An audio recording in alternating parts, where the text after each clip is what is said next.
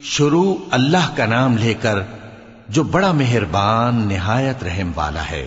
الف لام را، یہ کتاب روشن کی آیتیں ہیں۔ ہم نے اس قرآن کو عربی میں نازل کیا ہے تاکہ تم لوگ سمجھ سکو۔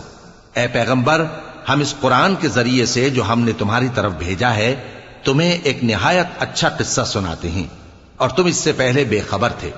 جب یوسف نے اپنے والد سے کہا کہ ابا، میں نے خواب میں 11 ستاروں اور سورج اور چاند کو دیکھا ہے، دیکھتا کیا ہوں کہ وہ مجھے سجدہ کر رہے ہیں۔ انہوں نے کہا کہ بیٹا، اپنے خواب کا ذکر اپنے بھائیوں سے نہ کرنا، نہیں تو وہ تمہارے حق میں کوئی چال چلیں گے۔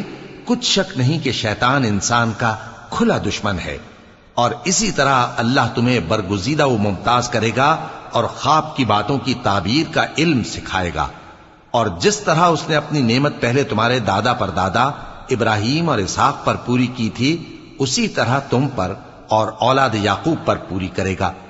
بے شک تمہارا پروردگار سب کچھ جاننے والا ہے، حکمت والا ہے۔